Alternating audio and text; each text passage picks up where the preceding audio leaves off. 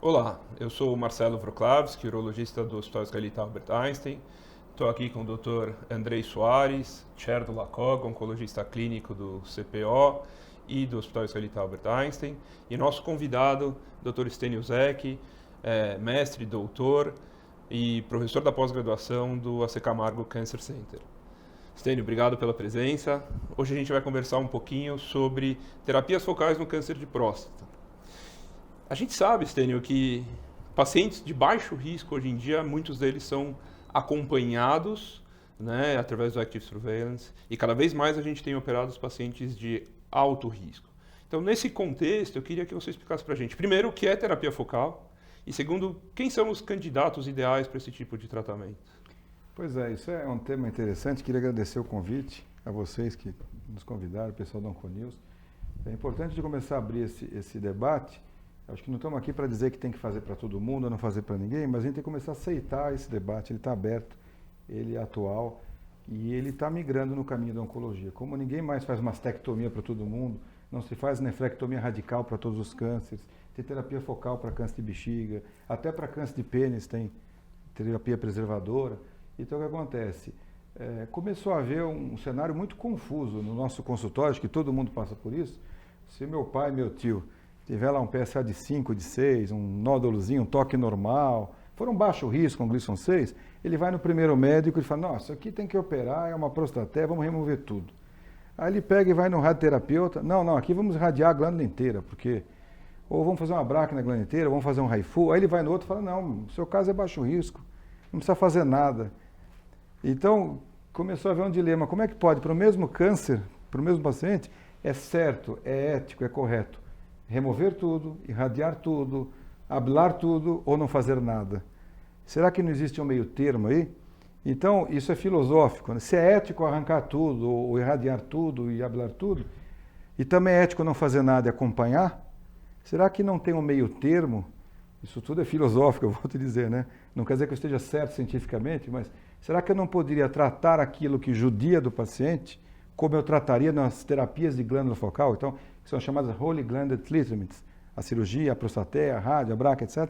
Então, eu trataria como eu trataria de primeira a área de risco e seguiria como continuaria seguindo o remanescente da glândula não acometido. Então, isso foi uma ideia muito inicial, mas há discussões sobre lesão primária, lesão índice, que a gente pode discutir um pouco mais aqui. Stênio, explica pra gente o que é em si o HIFU, como funciona essa tecnologia? Aproveitando, porque tem um oncologista clínico aqui querendo entender o que é a tecnologia de terapia focal, como ela funciona e até que ponto você trata a lesão índice, toda a próstata, como é que funciona para nós clínicos entendermos um pouquinho isso? Então, vamos começar por essa questão e depois a gente chega no HIFU nas demais possibilidades. O que acontece? Quando se começou a falar de terapia focal, alguma coisa que já se começou há uns 15 anos e tudo, houve muitas críticas, há muito ceticismo. E a primeira questão que sempre é levantada é falar, puxa vida, como fazer terapia focal se só 17, 20% dos cânceres de próstata são unilaterais, unifocais? É uma doença por natureza multicêntrica. Então não teria cabimento tratar um foco e acompanhar o resto. Então as coisas vieram se desenvolvendo, inicialmente se pensava em tratar só aqueles 1 em cada 5 tumores seriam localizados, focalizados e tudo, mas aí há estudos que vêm sendo feitos e hoje existe uma teoria que não é aceita por todos, que é a teoria então da dita lesão index. O que acontece?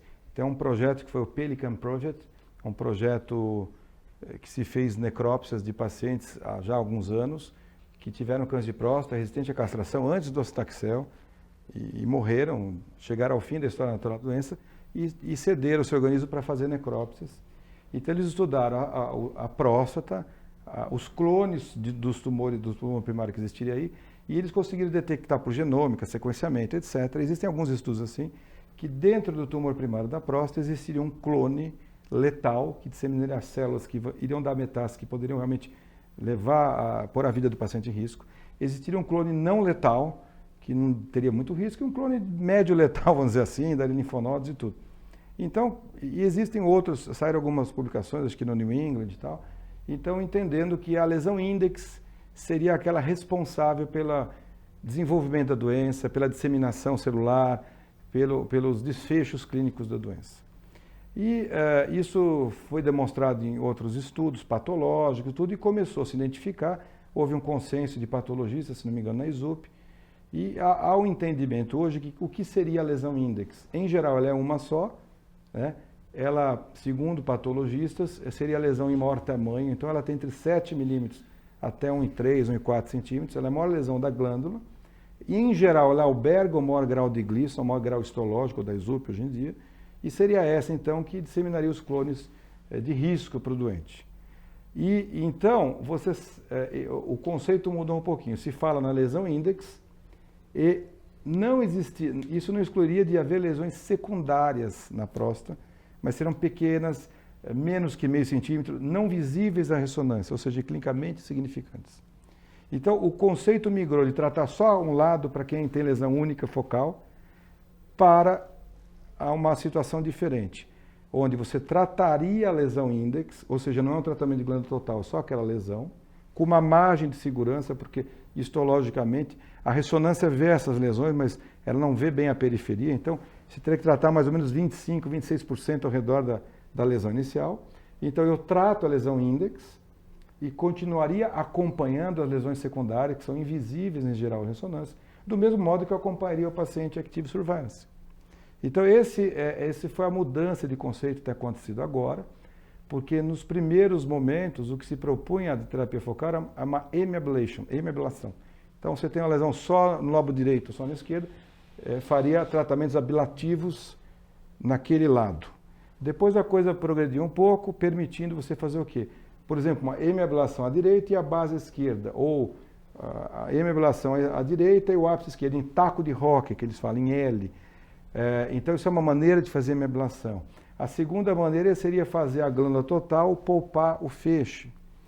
E tudo isso ainda numa época inicial. Depois que esses conceitos de lesão índice têm se tornado um pouco mais consistentes, mas não são aceitos por todos e não são definitivos, se advoga o quê? Tratar a lesão index, que parece que é o futuro da terapia focal, com uma área de supertratamento ao redor, aquela área de segurança, e inclusive sempre ao contraponto na medicina. Então, existem relatos de casos, você tira a próstata, tem um paper que fez uma prostatela laparoscópica e tinha uma lesão grande, Gleason 6, de 7, 8 milímetros, mas a lesão index, que complicou a vida do paciente, era uma lesão mínima, quase invisível, de Gleason 7. Teve uma publicação numa grande revista aí de alguém também que progrediu e faleceu com uma lesão secundária. Então, o que acontece? Hoje, dentre as possibilidades de terapia focal, existe aquele paciente que ele tem duas lesões index, por exemplo, uma maior, um pouco menor. Então, você poderia fazer uma index no terço médio à direita e uma focal ali e, eventualmente, na região anterior à esquerda. Então, está havendo uma mudança no sentido mais de tratar a index e seguir o resto, do que só tratar quem é unifocal e unilateral. Mas explica pra gente como que se trata, como funciona do ponto de vista físico, o HIFU, e se existe, o quanto a tecnologia é importante, né, com a evolução das máquinas, para a gente conseguir fazer esse tipo de tratamento focal. Então, o que acontece? A filosofia, hoje um paciente faz um tratamento de glândula total, quer seja uma prostatectomia radical, uma radioterapia, uma bracterapia, um HIFU total, uma criofocal, etc., ele paga um alto preço na sua vida urinária, na sua vida sexual, na ejaculação. Então, eu tenho uma frase que eu brinco muito, ele tem 50 e poucos anos, faz um PSA, está 4,5, ele não sente nada, ele não está doente, parabéns, você tem câncer. E daí vai mudar a vida urinária, sexual, etc., para sempre dele. Então, o que move os pesquisadores para focal é tentar trazer menos complicações, ou seja, em vez de remover a glândula toda, ou irradiá-la, ou destruí-la toda, você vai fazer um tratamento focado ali. Então, o que tem predominado hoje são as técnicas ablativas. Hoje, a literatura, a indústria, os investidores estão colocando muitos esforços nisso. Então, há vários tratamentos. Os mais conhecidos, onde a literatura tem sido mais consistente, é o HIFU, que é a ultrassom de alta intensidade focada, e a crioterapia. Mas eu vou já comentar sobre cada um deles. E nós temos vários outros métodos. Por exemplo, uma coisa que tem vindo muito forte é a eletroporação irreversível. Resumidamente, são duas agulhas, um polo positivo e um negativo, e uma energia que migra de uma para outra e denatura membranas. Nós temos a termoterapia intersticial por microondas, a termoterapia por nanopartículas, nós temos a terapia fotodinâmica, que usa a fotoporfirinas, como a oftalmologia usa, você injeta uma substância fotossensível e depois, com um comprimento de ondas naquela próstata, vai identificar a lesão para ser destruída. Por ablação, resumidamente, vai gerar uma denaturação tissular, uma necrose, uma destruição tissular. Nós temos também laser intersticial, nós temos bracterapia focal, tem alguns estudos de radioterapia externa, focal e etc. O que tem sido mais publicado são o HIFU e a CRIO. Então, o que é o HIFU? O HIFU é uma sigla que é High Intensity Focused Ultrasonography, ou seja, ultrassom de alta intensidade focado. Resumidamente, é como quando a gente era criança, você pegava uma lente, punha contra o sol, aquilo era uma lente convergente, um ponto focal ali concentrava energia e queimava o papel. Então o HIFU ele pega, é um ultrassom de alta intensidade, o nosso ultrassom diagnóstico é de 7,5 MHz, ele só é diagnóstico, não é terapêutico. O HIFU usa um ultrassom terapêutico de 2,5 MHz, que é 2.000 vezes mais potente. E é como a litotripsia é feita com ultrassom terapêutico. Então existe uma fonte geradora que emite essa onda acústica, ela é convergida num ponto focal e neste ponto leva uma energia de 80 a 90 graus Celsius. Isso é controlado, ao mesmo tempo há um resfriamento retral, um soro de 15, 13 graus, então a ampola retal está sempre com menos de 30 graus, está bem fria. São aparelhos muito modernos que eles medem antes de cada disparo a mucosa, contam uma distância de 3, 4 milímetros e levarão calor dali em diante. Então você consegue emitir um dano térmico direto, que é o pulso acústico a 80, 90 graus. Existe um período de descanso, o pulso, o descanso, alguns segundos, 5 segundos mais ou menos, e nesse repouso a chamada cavitação. Ou seja, aquele pulso acústico é muito violento, ele promove uma excitação das moléculas no tecido, elas vibram nesse segundo momento, são 5 segundos de dano direto e 5 de cavitação, ou seja, as moléculas vibram e emitem um segundo calor que expande em 3D essa onda térmica. Então, o HIFU causaria um dano térmico e depois você veria então uma necrose, um orifício, aquele tecido necrosaria no momento e depois de alguns dias vai ter uma necrose secundária. Hoje estão sendo desenvolvidos, já existem liberados na Europa, aparelhos mais modernos de HIFU focal, que conseguem, você faz a fusão, então você pega o CD, o DVD da imagem de ressonância, como a gente faz a biópsia de fusão hoje. Então, em tempo real, ele reconstrói 3D a lesão, você identifica a lesão, você faz um contorno com aquela margem de segurança e trataria, então, essa lesão índex com a sua margem. Outro método que tem progredido bem é a bracterapia focal, que é um procedimento onde o cirurgião, o colega, ele entra por via transperineal, introduz agulhas guiadas por um ultrassom em tempo real, essa agulha é inserida na região de interesse, e aí vai liberar aquela energia, um nitrogênio líquido a menos 70 graus, um resfriamento, um congelamento, aquela ice ball, aquela bola de gelo, e você consegue destruir uma geladura. Essa é a crioterapia, né? Você falou, Braque. Desculpa. Só para deixar claro. É a crioterapia de frio, né? Então promove um resfriamento daquela região de interesse, e isso é guiado em tempo real com ultrassom. Ao contrário do HIFU que resfria o reto, aqui você promove um aquecimento retal também. E tem todo um cuidado para fazer, para preservar o esfíncter e etc. Então essas são as duas modalidades que estão mais populares e estão sendo feitas tanto na terapia focal de primeira, no diagnóstico inicial, como também para o resgate, aquele paciente que falhou na rádio ou na braque. Deixa eu, ainda está no diagnóstico inicial. Então, a gente tem aí, claro, alguns critérios hoje. Como é que, apesar de ser sem estudo, isso potencialmente está vindo, né? E a indústria tem cada vez trazido mais isso para o dia a dia. Então, hoje a gente tem muito claro, o paciente que as indicações de tratamento. Então, a gente coloca lá a classificação de risco do paciente. É o paciente baixo risco, muito baixo risco, eu posso avaliar como você bem disse, eu vou fazer uma vigilância ativa. Hoje a tendência é cada vez maior, sem dúvida nenhuma, para esses pacientes é fazer uma vigilância ativa. O paciente que tem lá um risco intermediário ou um risco alto, a gente sabe que vai se discutir ou a prostatectomia ou eventualmente o tratamento irradiante, independente do tempo que você vai associar ao hormônio, que depende do risco. Você sabe muito bem classificar. aonde a terapia focal entra? Porque a minha pergunta é assim, se no baixo risco eu já sei que eu vou tratar o paciente observando, porque aí eu evito qualquer tipo de toxicidade, que a gente até vai falar sobre ela, e custo, e nos pacientes de risco mais alto eu vou tratar como um todo, porque o risco é maior e assim por diante. Então, aonde entraria, em que cenário eu colocaria os tratamentos focais para esses pacientes? E eu aproveito e emendo uma segunda pergunta, Estênio, que é a angústia do oncologista clínico, acredito que de vocês também. Como seguir? Porque quando eu faço a prostatectomia, eu sei quando tem recidiva bioquímica. Quando eu faço radioterapia, eu tenho pelo menos 2 critérios para recidiva bioquímica e assim por diante. Como é que eu vou seguir o paciente que faz um tratamento focal? Pois é, esse é onde que as coisas estão se movimentando muito. Para muitos pacientes de baixo risco, extremo baixo risco, sem dúvida o melhor é nada fazer. Nada fazer, eu digo não que dá trabalho acompanhar, mas acompanhar o doente. Então não teria sentido fazer uma focal se imputar riscos, gastos para ele, e não sei se o desfecho de quem fez uma focal e resgatou é igual de quem acompanhou e resgatou. Então o que a literatura tem movido muito, e já tem algumas publicações, eu destaco aqui o grupo do Arremed em Londres, que publica muito sobre terapia focal, com altos índices de continência, de potência sexual, de poucas complicações urinárias, ejaculatórias, etc. O que acontece? O conceito hoje é de tratar a lesão índex, talvez, e parece que está ficando mais claro agora. O paciente muito baixo risco, extremo baixo risco, nós deveremos acompanhar, talvez. O alto risco, muito alto risco, mais jovem, ele deve ir para o tratamento de glândula total, uma prostatel, uma rádio combinada com hormônio, alguma coisa assim.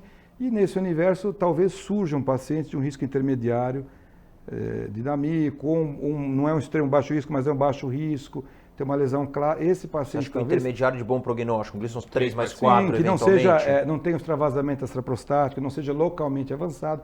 Então já existe, por exemplo, no grupo do Arremed de Londres, e eles começaram a fazer biópsia por template perineal, para avaliar muito bem, ter certeza do que estavam fazendo. O grupo do Colorado, com o Crawford, fazia perineal. Hoje está mudando um pouco a questão da biópsia de fusão e tudo. Mas o que acontece? O grupo do Arremed tem 75% de pacientes de risco intermediário, alguns de risco alto.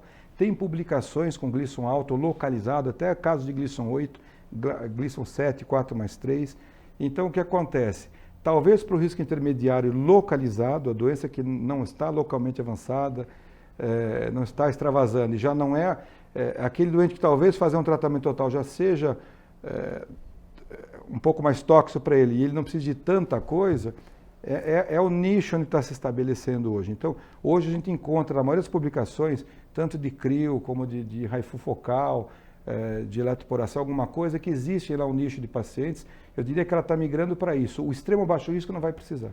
E nós vamos refinar isso no futuro com essas possibilidades de análises genômicas, marcadores no futuro, talvez urinários e tudo, mas hoje o que nós temos mais são marcadores sanguíneos, urinários e teciduais, só que isso é custoso também. Então, o que eu acredito é que o extremo baixo risco vai ficar no segmento, o muito alto risco vai para o tratamento de glândula total, a doença bilateral, extravasando, e a doença mais localizada, de risco intermediário e tudo, talvez esse seja o paciente para fazer a focal. O que a gente não sabe, se o desfecho dele, se você vai fazer a focal e vai curá-lo, ou se nós vamos só postergar, e aí se ele falhar do outro lobo, a gente pode oferecer uma segunda focal para ele, ou se a gente pode, por exemplo, ter que ir para um tratamento de glândula total, fazer uma prostatel de resgate, uma rádio de resgate, etc. Todos esses tratamentos de focal têm publicações já de cirurgias de resgate, tratamentos de resgate. Por exemplo, o HIFU permite um re-HIFU, permite uma radioterapia de resgate, ou prostaté, a crio também, etc. Então, isso são os conceitos que estão se estabelecendo. A outra coisa complexa que você colocou, que é uma dos calcanhares de Aquiles hoje na literatura, sempre se lê um ponto e contraponto, onde é que é criticada a focal, né? Ela é criticada no seguinte, você destrói, faz a ablação de um lado, de uma parte de um lado, de um lobo. Nós continuamos tendo glândula, nós continuamos tendo PSA. Então fica mais difícil. O PSA não é um endpoint preciso para você dizer que foi boa a resposta focal. Então, o que a gente sabe é o seguinte, quando a gente aplica focal, o PSA cai, e cai de 60%, 80%, 40%. Os melhores casos, ao que parece, seriam aqueles cuja queda de PSA é ao redor de 80%. Mas esse indivíduo vai continuar produzindo PSA. Então, isso é um dilema. Existe há 2 anos atrás um consenso que foi EUA, FDA, e acho que o US Task Force convocou vários especialistas, os mais renomados, e foram estabelecidos quais seriam as dificuldades. Uma delas é estabelecer muito bem como detectar a falha. Num primeiro momento, nos primeiros anos, se fazia focal, por exemplo, no lado esquerdo e depois fazia biópsia direita. E se alguns achavam, se achou um tumor, alguma coisa positiva, é falha. Hoje se diz que não. Se você encontrar uma lesão secundária, mínima, um Gleason 6, isso não é falha, isso não foi tratado, estaria já lá. Talvez fosse melhor não saber, né? E a ressonância hoje não viria. Então, num primeiro momento, se biopsiavam as pessoas. Hoje, com o advento, tudo isso tem acontecido em 5, 6 anos para cá, né? Com a ressonância, o conceito está migrando um pouco em alguns consensos, onde você faria focal e talvez você só iria biopsiar o paciente segundo o achado numa ressonância multiparamétrica. E o que acontece? Se ele tiver uma lesão do outro lado, aquilo a rigor não é uma falha. Lesão não tratada. Agora, se você tiver uma lesão na área tratada, você poderia considerar isso como uma falha. E nessa questão, há de se discutir muito a questão de margem de segurança. E há de se discutir também aquela questão do muito baixo risco. Porque, por exemplo, o grupo do Montsouris em Paris faz uma terapia à la carte. Tem uma série de critérios.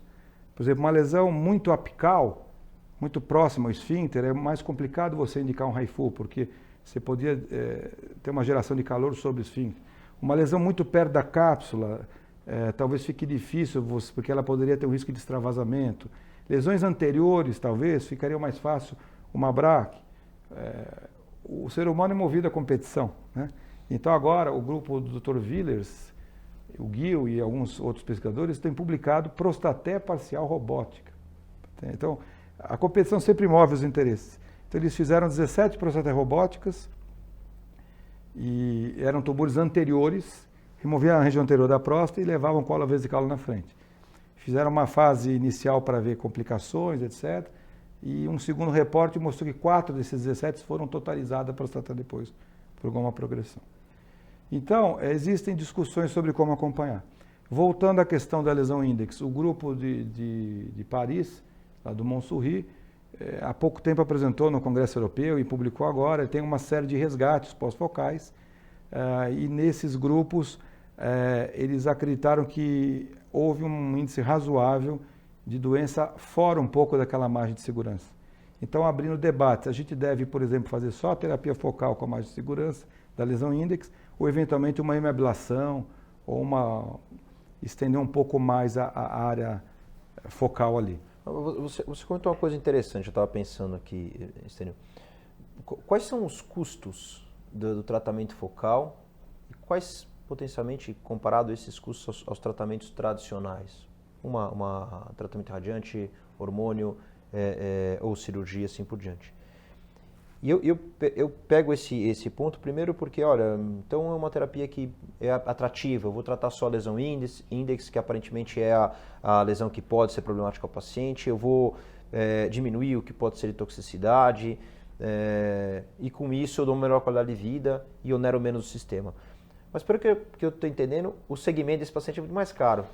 Porque enquanto o paciente opera, ele volta lá em consulta e faz PSA, o segmento do paciente com tratamento focal tem que ser feito com ressonância. Qual frequência e quanto tempo nós vamos fazer ressonância? Quer dizer, quanto esse custo não vai impactar, não no tratamento, mas no pacote de tratamento / segmento dos pacientes. Como é que fica isso? Isso é muito complexo, porque o que acontece? Os índices de manutenção de continência urinária chegam a mais de 90%, 95% com a focal.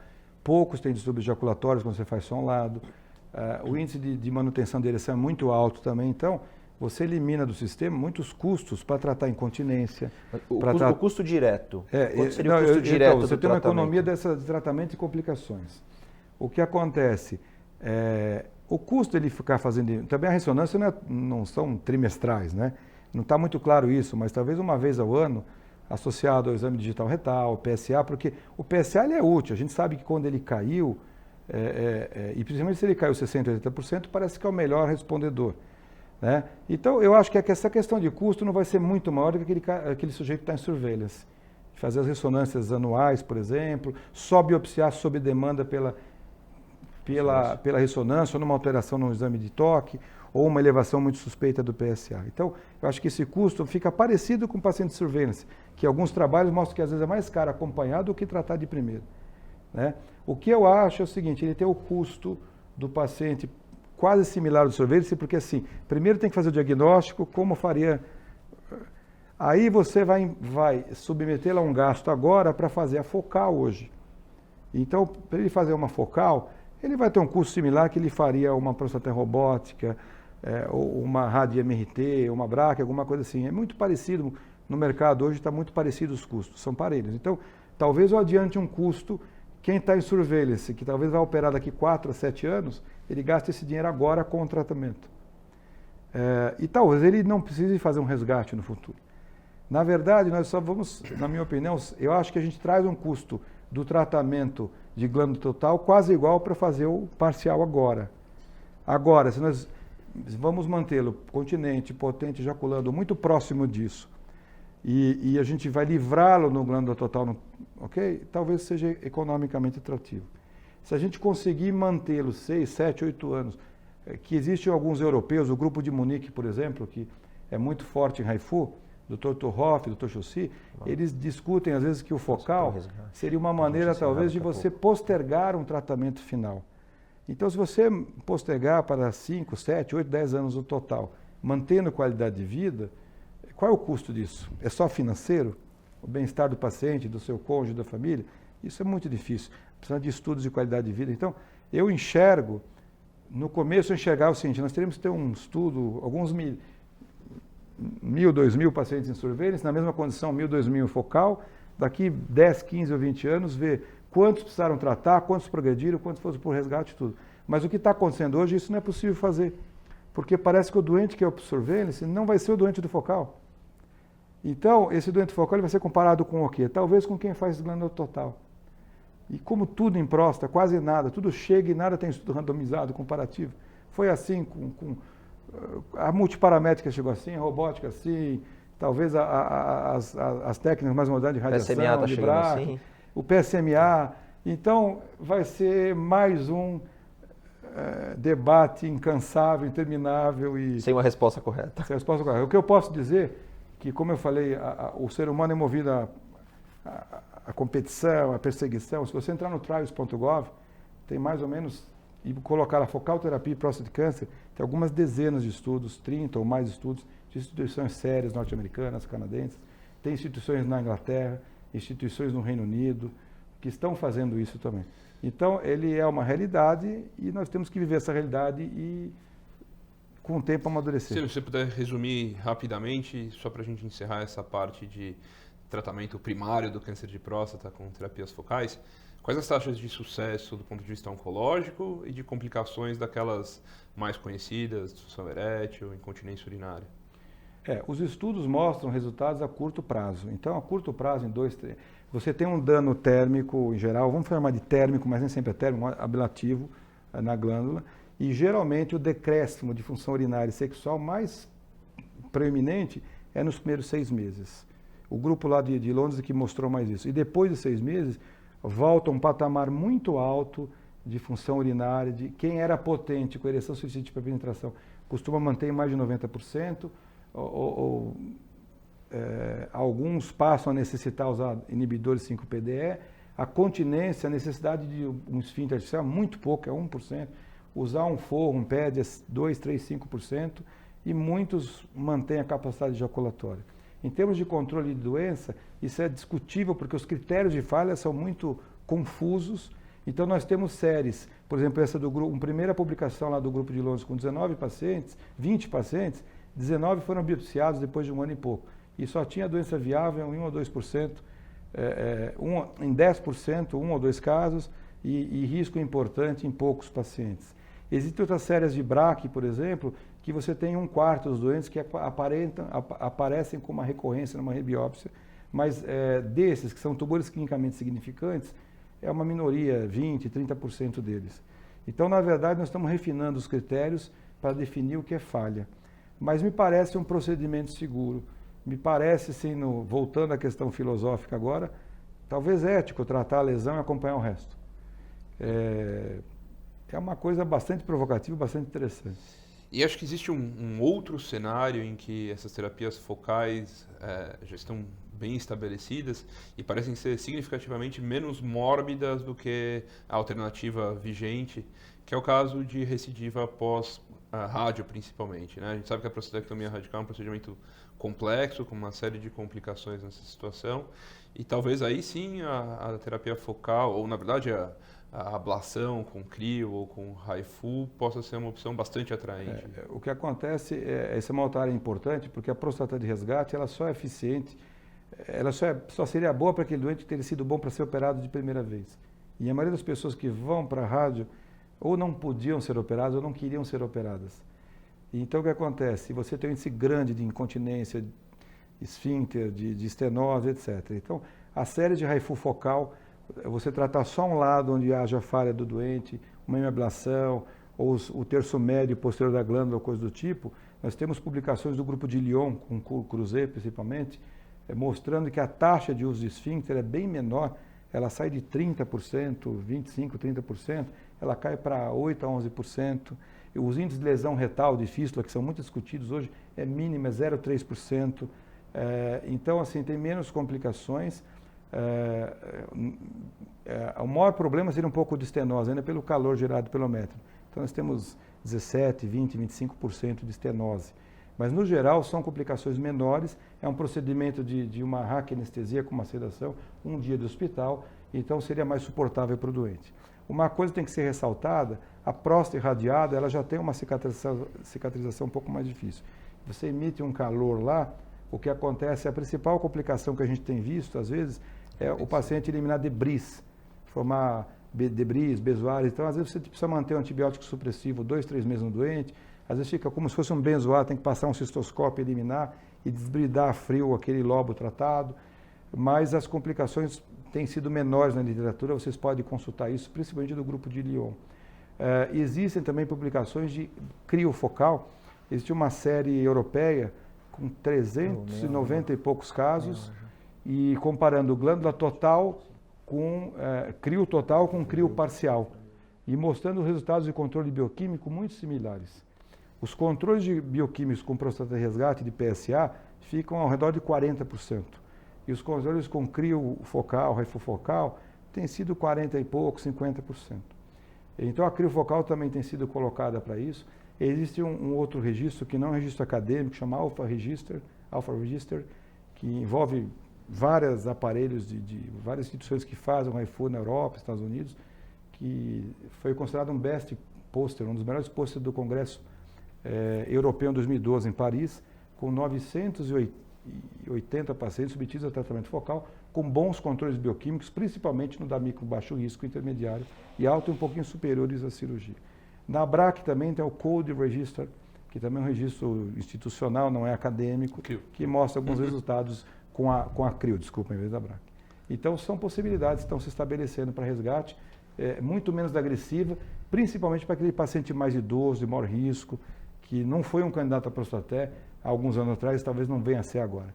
E lembre-se que nos Estados Unidos, 95% das pessoas que falham após rádio, após BRAC, são enviadas à hormonioterapia. Talvez seja um excesso. E a gente lembra dos riscos inerentes à hormonioterapia, metabólicos, etc.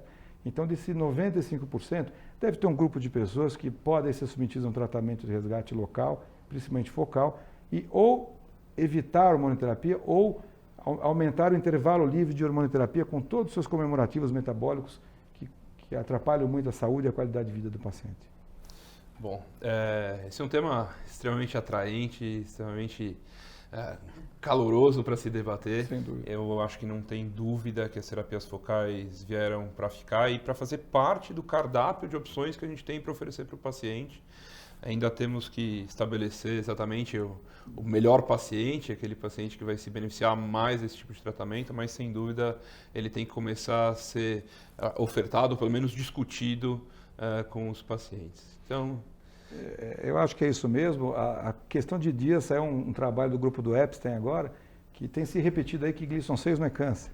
Ele mostrou com algumas centenas de espécimes prostáticos, alguns Gleason 6 com progressão e tudo, debatendo isso. Então, talvez até naquele grupo de baixo risco tem alguém que precise tratar, mas talvez não precise de um tratamento total. Ou seja, é um tema efervescente, provoca paixões, provoca todo mundo se movimenta a favor e contra, e quem está no meio acadêmico tem que estar aberto a isso, tem que entender, tem que debater, criticar, enxergar os lados difíceis e os lados bons.